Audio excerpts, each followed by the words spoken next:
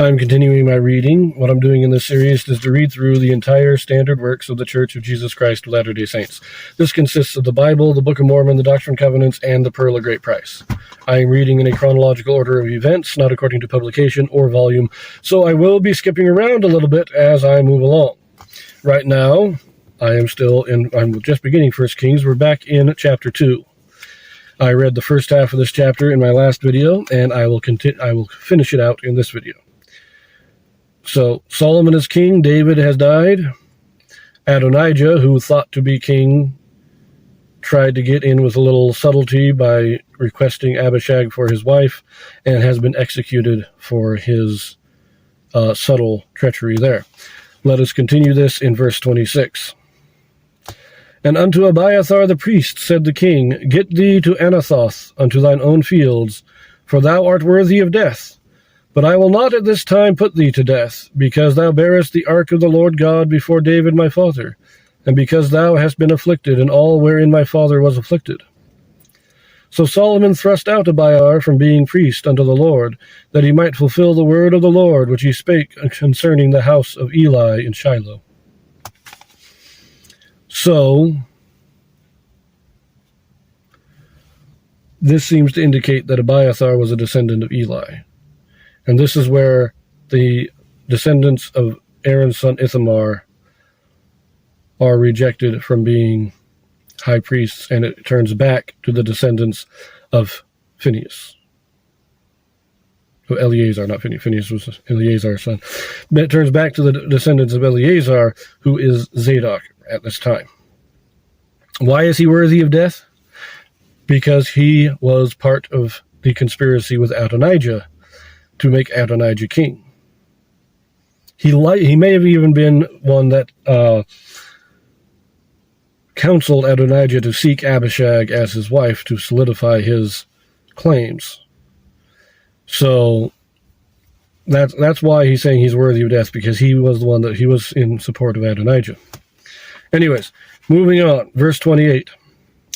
Then tidings came to Joab, for Joab had turned after Adonijah, though he turned not after Absalom. And Joab fled unto the tabernacle of the Lord, and caught hold on the horns of the altar. And it was told King Solomon that Joab was fled unto the tabernacle of the Lord, and behold, he is by the altar. Then Solomon sent Benaiah the son of Jehoiada, saying, Go, fall upon him. And Benaiah came to the tabernacle of the Lord, and said unto him, Thus saith the king, Come forth. And he said, Nay, but I will die here. And Benaiah brought the king word again, saying, Thus said Joab, and thus he answered me. And the king said unto him, Do as he hath said, and fall upon him, and bury him, that thou mayest take away the innocent blood which Joab shed from me, and from the house of my father. And the Lord shall return his blood upon his own head, who fell upon 2 men more righteous and better than he, and slew them with the sword. My father David not knowing thereof, to wit, Abner the son of Ner, captain of the host of Israel, and Amasa the son of Jether, captain of the host of Judah. Their blood shall therefore return upon the head of Joab, and upon the head of his seed forever. But upon David, and upon his seed, and upon his house, and upon his throne, shall there be peace forever from the Lord. So Benaiah the son of Jehoiada went up, and fell upon him, and slew him, and he was buried in his own house in the wilderness. And the king put Benaiah the son of Jehoiada in his room over the host, and Zadok the priest did he put in the room of Abiathar. So, Joab was part of the conspiracy of Adonijah. As I said, he turned not after Absalom. He was faithful to David. And I don't think he would have ever turned against David. But when he knew that David was dying, he supported Adonijah's claim to the throne. And even after David anointed Solomon, and Solomon is now king, he is still supporting Adonijah. And when Adonijah's conspiracy was revealed in this claim on Abishag, on this request for Abishag to wife, all the conspirators are being dealt with. Adonijah is killed. Abiathar is thrust out. They don't want to kill him because he was high priest and he did serve the Lord. So they just kind of banish him from the city of Jerusalem. Joab hears about Adonijah's death and Abiathar's banishment, and he goes to the tabernacle, which is in Gibeon, and he is killed there. And Adonijah is made the captain of the host. So Solomon is really clearing out those who are actively in a conspiracy against him. He did not act against any of these men until he had evidence that they were conspiring. And that evidence came in the request for Abishag to be given to Adonijah to wife. So let's continue here. Verse 36.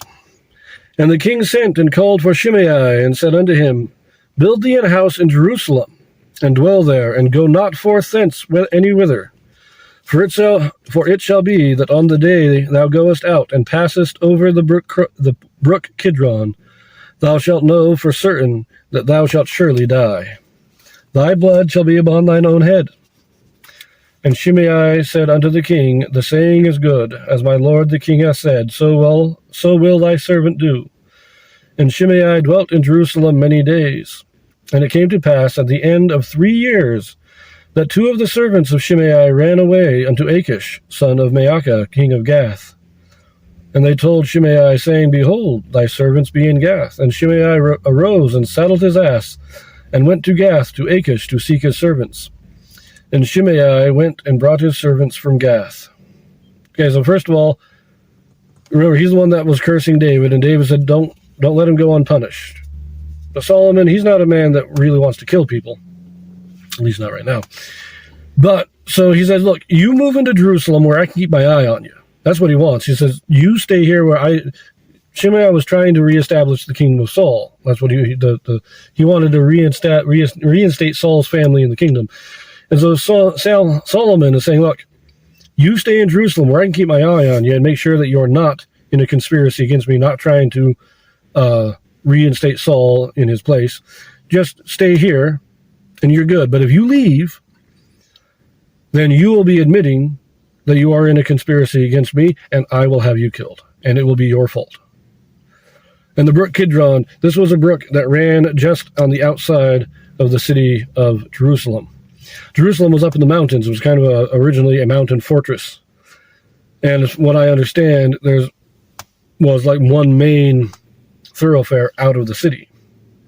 And it crossed the brook Kidron. And so that was what he's saying. Stay in the city. Don't go past that brook. That's your boundary line. But he went all the way to Gath, which is on the Mediterranean. That's 100 or 200 miles away. Something like, well, I don't think it's quite that far even. Several miles, but anyways. Verse 41.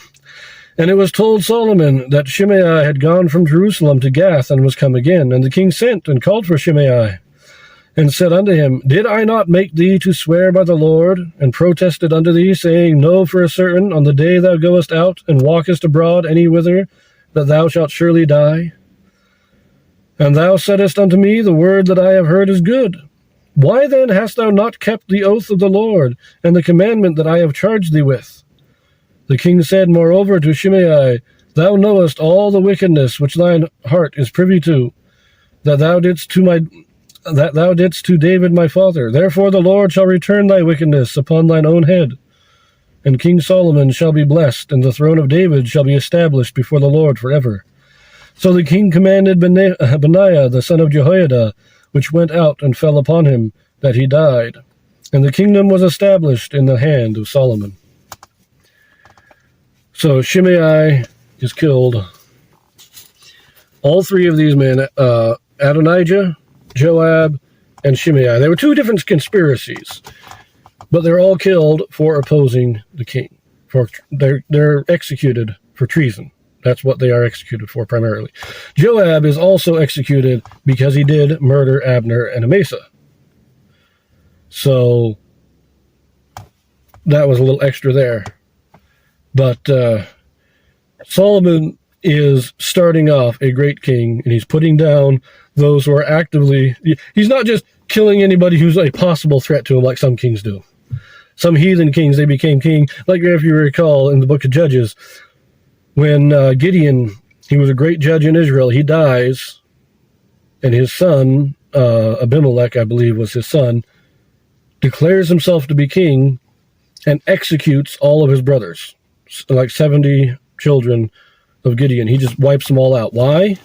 Because they were a threat to him. If he was going to be king, he had to eliminate anybody else who was all the other sons of Gideon who may have had a claim above his. He just got rid of them. Not that they were going to be opposed to him, but that they might be opposed to him, and so he had to get rid of them. And that was fairly common. Solomon wasn't doing this. Solomon, he became king, and he said, look, as long as you're not actively fighting against me, I'm good. But as soon as they gave the sign, as soon as they started showing that they were actively opposed to him, that they were seeking to usurp his authority, he said no. And he just got rid of them. No second chances. As soon as you show your colors, as soon as you show that you are in a conspiracy against me, you're dead. Actually, a very good choice as a ruler. I like it, and I will see you in the next one.